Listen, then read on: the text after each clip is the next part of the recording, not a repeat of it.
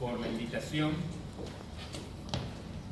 Sinceramente es un orgullo, un honor estar en esta casa y acompañándolos a ustedes y a los miembros de esta mesa en este debate sobre los derechos humanos. Y agradecerle, por supuesto, la invitación al doctor Torricelli, a toda su cátedra, que ha hecho un esfuerzo importante para tener un congreso internacional en la ciudad de Rosario con esta cantidad de gente y con esta, yo diría, esta altura en el debate de los temas que nos ocupan. La pregunta inicial que nos podemos hacer, por lo menos en mi apreciación, es si el sistema de protección de los derechos humanos tiene la misma eficacia y organización que tiene para proteger los derechos civiles y políticos en el ámbito de los derechos económicos, sociales y culturales. Es decir, ¿protegemos igual derechos civiles y políticos que derechos económicos, sociales y culturales? Es una pregunta que no es inocente, que tiene algo de capciosa, pero que tiene que ver también con justamente esta vinculación de la protección de los derechos como algo fundamental. Dentro de la doctrina de los derechos humanos, ustedes saben que no es solo una respuesta a la tragedia, por ejemplo, del Holocausto y de los horrores de la Segunda Guerra Mundial, ni tampoco en el caso argentino la doctrina de los derechos humanos en sí misma es una respuesta a las tragedias o a los horrores de la última dictadura militar y también a las cuestiones económicas que tienen que ver con esa dictadura. También la protección de los derechos humanos tiene que ver con los derechos económicos, sociales y culturales. Es decir, por un lado, los derechos civiles y políticos que todos conocemos y que tienen que ver con la libertad física, la libertad corporal, la reunión, la asociación, el derecho de elegir y ser elegido, y la protección, que vamos a ver ahora en el análisis, a nuestro entender insuficiente en materia de lo que son los derechos a la salud, la vivienda, la alimentación, la educación, fundamentalmente los derechos que tienen que ver con el mundo del trabajo. Entonces, así como se protege en el sistema interamericano, fundamentalmente, los derechos civiles y políticos y se condena fuertemente la violación a esos derechos, también debe protegerse y condenarse la violación de los derechos civiles económicos, perdón, de los derechos económicos, sociales y culturales. Y entonces, esta pregunta inicial tiene que ver con que si la pobreza es o no un atentado a los derechos humanos, que es un poco el objetivo de mi participación en este encuentro. Ya la Comisión Interamericana ha expresado algo sobre este tema en muchas ocasiones. Hay informes, sobre todo los informes de países, ¿no? Informes sobre la situación del sistema de derechos humanos en distintos países. Cuando fue ese informe en Paraguay, por ejemplo, en el 2001, la Comisión Interamericana planteó lo siguiente: la tortura de una sola persona, de un solo individuo, produce la indignación de la opinión pública, y esto es absolutamente así.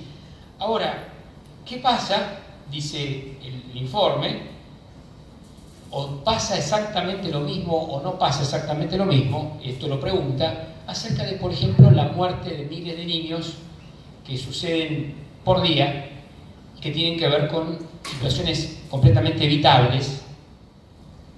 Y la respuesta que da es que justamente estos niños están en la invisibilidad de la pobreza. El tema de la pobreza. Es decir, los derechos humanos son indivisibles, sabemos todos, son interdependientes, además de universales, pero es importante, es fundamental que no avancemos en una dislocación o en un desacople de lo que son los derechos civiles y políticos de los derechos económicos, sociales y culturales. La verdad que no estamos en el mejor de los mundos en este tema. Hace poco tiempo estuvo en Rosario un experto en distintos temas, Jeremy Hifkin, que ustedes habrán leído alguna de sus obras, y la verdad que trajo algunas malas noticias que conocemos, pero él trajo algunos datos, ¿no? ¿Qué dice Hifkin? La productividad en el mundo está declinando en los últimos 15 años, la idea del crecimiento perpetuo e inagotable se está desvaneciendo, lo que se observa en el futuro es una suerte de disminución en la productividad, en el crecimiento en los próximos 20 años, y ese es el resultado de la acción humana en la Tierra. ¿Estamos mejor que antes de la primera revolución industrial? Claro que sí, pero también es cierto que hoy en día el 40% de la humanidad vive con menos de $2 por día, que es lo que los organismos multilaterales de crédito indican que es pobreza. El 40% de la humanidad. Los que sí lograron mucho más en los últimos tiempos son los ricos muy ricos. Y no tanto los ricos, sino los ricos muy ricos, puesto que las 7 personas más ricas del mundo poseen una riqueza combinada que tiene que ver, que es equivalente a la que tiene la mitad de la humanidad. Imagínense, 7 tienen los mismos bienes o acceden a los mismos bienes en números que la mitad de la humanidad. 7, mitad de 7.000 millones. Parece una matemática humillante, pero 7 igual a 7.000 millones. Y ahí entonces sigue la idea de consultarnos acerca de si la pobreza es o no un atentado a los derechos humanos. Si bien es cierto que la pobreza no existe en el catálogo de derechos humanos como el derecho a no vivir en la pobreza, no aparece así, no está, tampoco la pobreza extrema. Si uno analiza los efectos que produce la pobreza en las personas, advierte que justamente constituye un atentado contra los derechos humanos. Hay un conjunto de bienes básicos, denominados de subsistencia, el alimento, la ropa, la vivienda, el acceso a la salud, a los que se debe reconocer dentro de los derechos humanos. Quienes tienen menos que eso son pobres, dicen los organismos multilaterales. Y así como la humanidad ha prohibido, por ejemplo, la esclavitud y la tortura, que en algún tiempo fueron lícitos, algunos van mucho más allá y dicen también debería prohibirse la pobreza. Mucho más allá van. Por ejemplo, hay un experto politólogo, economista italiano, Petrella, que dice exactamente esto. Propone declarar ilegal a la pobreza, como en el siglo XIX se declaró ilegal a la esclavitud, porque haciendo un parangón dice que eso genera una enorme evolución normativa incluso. Y es cierto que la declaración de la ilicitud de la esclavitud generó un gran movimiento normativo en el campo de los derechos civiles. ¿Cuál es la razón o la relación, vamos a decir, entre pobreza y derechos humanos? La Comisión Interamericana ha dicho que la violación de los derechos económicos y sociales y culturales generalmente trae aparejada una violación de los derechos civiles y políticos. Claro, sin derecho a la educación es muy difícil acceder al derecho a elegir y ser elegido, un derecho político básico. O es muy difícil, sin derecho a la educación, poder ejercitar el derecho a la libertad de expresión. Sin el derecho a la salud o sin el derecho a acceder a la salud, es muy difícil ejercitar el derecho a la vida. Por lo tanto, hay una relación directamente proporcional entre el acceso a los derechos económicos, sociales y culturales y el goce de los derechos civiles y políticos, y viceversa. Incluso, ha dicho la Comisión Interamericana, la máxima violación de los derechos económicos y sociales trae aparejada la máxima violación de los derechos civiles y políticos. Los derechos económicos y sociales, entonces, no son menos derechos humanos, no son derechos humanos de segunda gama o de segunda mano, sino que son derechos humanos plenos, como corresponde. Pero esto no es solo el tema que se relaciona con prohibir la violación de los derechos humanos, que es de perogrullo. Aquí aparece la responsabilidad de los estados y la responsabilidad de los gobiernos. ¿En qué medida los estados y los gobiernos son responsables a la hora de generar políticas que o superan la pobreza o directamente hunden en la pobreza a determinados sectores sociales o a una comunidad? Y esta es la duda. Sucede que la mayor parte de los casos se cree que la pobreza es algo natural. La pobreza es un fenómeno de la naturaleza, algo que se explica con decisiones que se toman en otra parte. La pobreza tiene que ver con una cuestión milenaria. La pobreza, le diría a veces, y le diría las teorías más cínicas, la plantean como que es responsabilidad de los propios pobres. Hemos escuchado de todo y visto de todo en este tema. Lo cierto es que en la pobreza los derechos dejan de serlo para transformarse en fachadas, en meras simulaciones o en simulacros. Entonces hay dos situaciones que queremos dejar en claro. La primera es que hay que analizar qué sucede en el ámbito, sobre todo, de los casos contenciosos de la Corte Interamericana de Derechos Humanos en relación a si la pobreza es per se una violación de derechos humanos. Y en esto la Corte no ha tenido fallos explícitos. Sí hay informes de países e informes de la Comisión en donde esto está claro. Pero respecto al desarrollo jurisprudencial interamericano acerca de las implicancias de considerar la pobreza como una violación de derechos humanos, hay una suerte de vacío. Y no solo, o sea, entender lo que es una violación de derechos humanos y no solo como una falencia de políticas públicas, un fallo sistémico, un error. Es decir, la pregunta es, ¿el gobierno que lleva a un pueblo a la pobreza, hasta dónde, y el Estado que lleva a un pueblo a la pobreza, hasta dónde no es responsable? O si efectivamente lo es, y esto a través de la jurisprudencia de la Corte Interamericana. El segundo caso es cuando la pobreza es causa de violación de derechos humanos, porque la facilita o porque la propicia. Y ahí entonces hay informes de comisión, como por ejemplo el famoso informe sobre El Salvador del 78 y del 79, donde deja claro que, por ejemplo, el minifundismo o la mala distribución de la tierra, en el caso de El Salvador, generaba condiciones económicas desfavorables para las poblaciones campesinas y como consecuencia de eso, violencia y como consecuencia de eso, violentar derechos humanos. Pero aun cuando la Corte no se ha pronunciado directamente sobre la pobreza en casos contenciosos, como les decía, hay fallos en que el enfoque o la perspectiva que relaciona pobreza con derechos humanos está muy presente.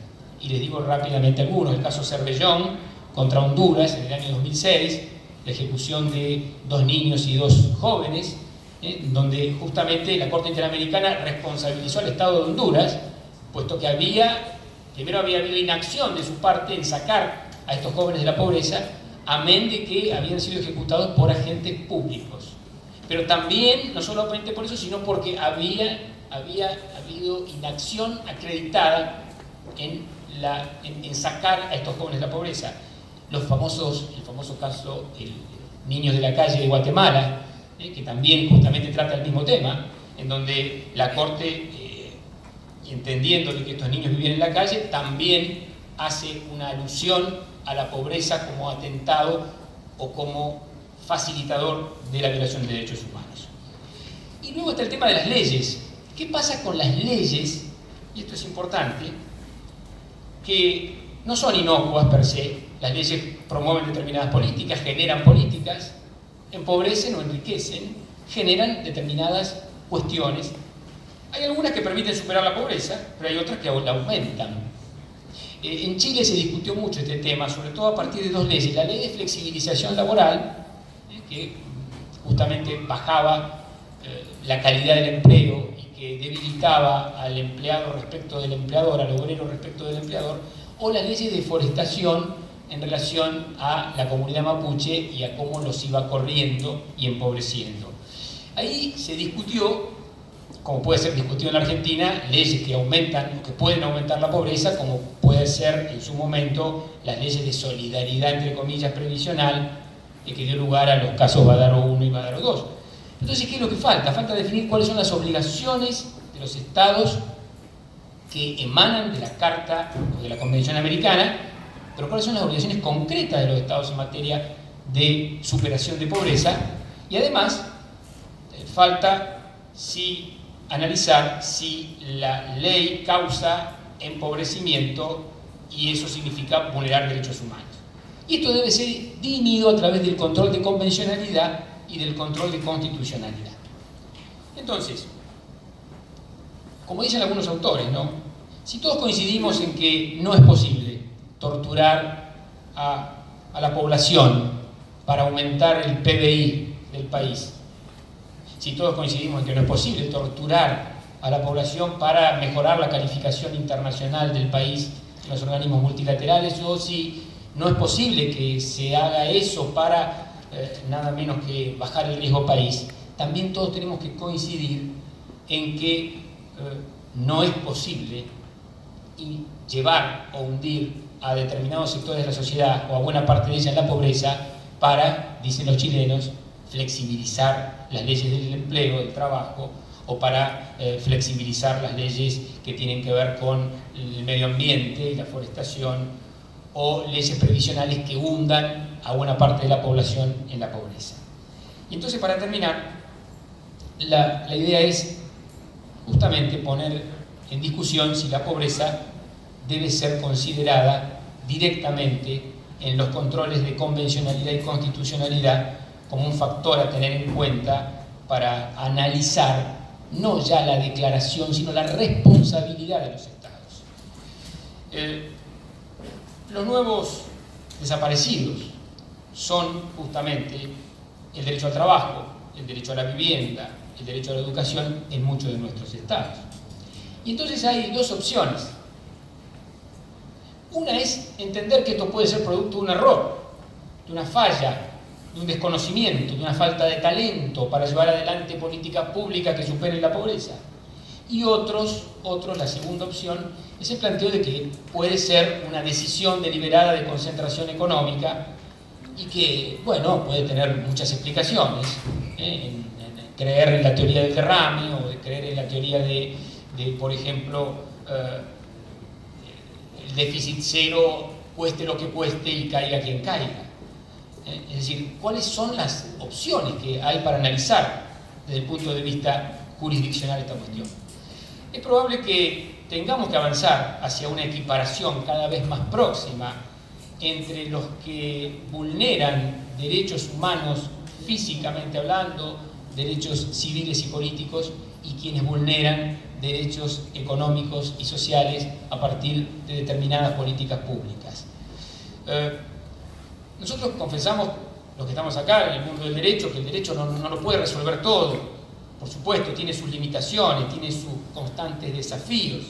Pero así como el derecho fue capaz de abolir la esclavitud y sancionar y penar a los esclavistas, así como fue capaz de abolir la tortura y sancionar y penar a los torturadores, así como fue capaz de castigar el racismo y a los racistas y al racismo oculto, así como fue capaz el derecho de abolir formas de discriminación contra la mujer y castigar a los femicidas y a los femidiscriminadores, bueno, así como se abolieron los golpes de Estado y justamente se castigó a los golpistas, deberíamos pensar en el mecanismo para sancionar a los empobrecedores, es decir, los que fabrican pobreza, a los que a través de la legislación hunden en la pobreza deliberada, ocasional o coyunturalmente a determinados sectores de la población.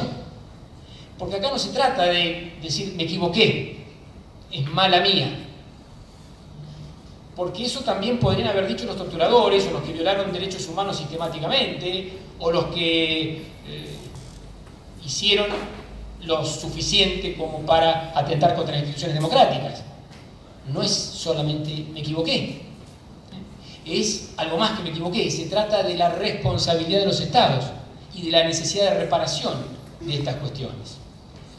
Hay un profesor, Philip Alston, que además es justamente es el encargado de Naciones Unidas acerca de la extrema pobreza, el que hace los informes de la extrema pobreza. Y él responsabiliza a Naciones Unidas, también, aunque es parte de Naciones Unidas, responsabiliza a los estados y a los organismos multilaterales por este tema. Dice, hay que darse un nuevo enfoque, ¿Qué dice Alston? Dice, si sos víctima de tortura, es muy posible que seas pobre. Si sos víctima de discriminación en el acceso a la salud o a la educación, es muy probable que seas pobre. Si es muy remoto tu derecho a elegir y ser elegido, y es muy probable que seas pobre. Si tu acceso a la justicia está muy reducido, estás en esa condición. Si estás en prisión y las condiciones de privación de la libertad son inhumanas, es muy probable que seas pobre. El problema entonces no es solo la violación de los derechos a la vida, a la salud, a la educación, a los derechos civiles y políticos, sino el problema es la pobreza. Y esto es lo que debemos entender también desde la perspectiva del sistema de protección de derechos humanos. ¿Es la pobreza una cuestión política no justiciable? Bueno, el doctor Torricelli, a él no le gusta la teoría de la doctrina de las cuestiones políticas no justiciables, pero puede ser una cuestión política no justiciable la pobreza, o comienza a ser. Miren, el derecho constitucional argentino, en el nuevo artículo 36, equiparó a la corrupción con los atentados contra el sistema democrático. Equiparó a los corruptos con los golpistas. Quizá sea la hora de equiparar a los actos u omisiones empobrecedores con los actos u omisiones que atentan contra los derechos humanos.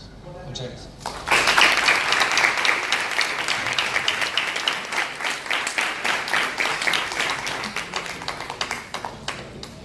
A continuación va a exponer la doctora